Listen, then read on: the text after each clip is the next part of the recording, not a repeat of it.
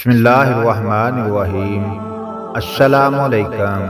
حضرت غوث اعظم رحمۃ اللہ علیہ کے عہد مبارک میں ایک بزرگ جو کہ بڑے صاحب کرامت تھے، اکثر یہ دعویٰ کرتے تھے کہ میں حضرت یونس علیہ السلام کے مقام سے بھی آگے پہنچ چکا ہوں۔ اس بزرگ کے اس دعویٰ کا ذکر حضرت شیخ سید عبد القادر جیلانی رحمۃ اللہ علیہ کی مجلس پاک میں کیا گیا تو یہ سن کر آپ جلال میں آ گئے۔ آپ کے چہرے کا رنگ سرخ ہو گیا۔ آپ ٹیک لگا کر تشریف فرما تھے۔ جلال کی حالت میں جس تکیے کے ساتھ ٹیک لگا کر بیٹھے ہوئے تھے، اس کو اٹھا کر اپنے سامنے رکھ لیا۔ ابھی آپ جلالی حالت میں ہی تھے کہ وہ دعویٰ کرنے والا بزرگ فوت ہو گیا۔ اس بزرگ کے انتقال کے بعد کسی نے اسے خواب میں دیکھا تو اس سے پوچھا کہ پروردگار عالم نے تمہارے ساتھ کیسا سلوک کیا؟ اس نے کہا، اللہ عز و جل نے میری مغفرت فرما دی اور میں نے حضرت یونس علیہ السلام کے بارے میں جو دعویٰ کیا تھا اس کی بھی معافی عطا کر دی۔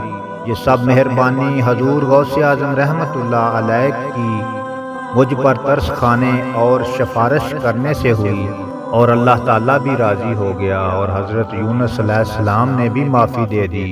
اسی طرح ایک مرتبہ کا ذکر ہے کہ حضرت شیخ سید عبد القادر جیلانی رحمۃ اللہ علیہ کے مدرسہ میں مختلف ممالک سے مشائخ اعظام تشریف لائے اور آپ کی خدمت میں حاضری کی سعادت حاصل کی۔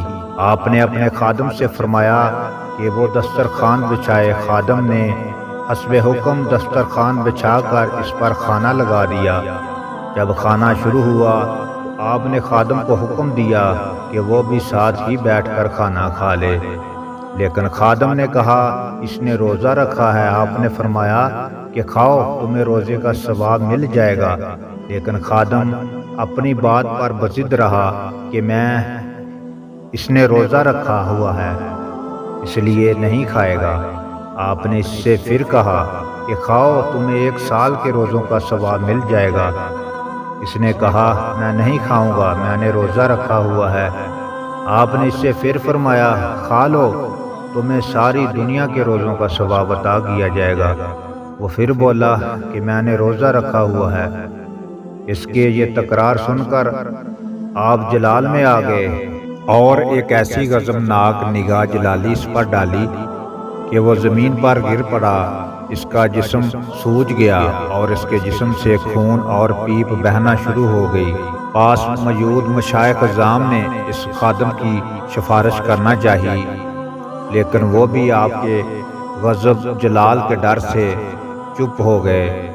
مشائخ اعظام کی اس خاموشی کو دیکھ کر آپ کو خود ہی ترس آ گیا اور وہ خادم ٹھیک ہو کر اپنی اصلی حالت میں آ گیا۔ یوں لگتا تھا کہ جیسے اسے کچھ ہوا ہی نہیں تھا۔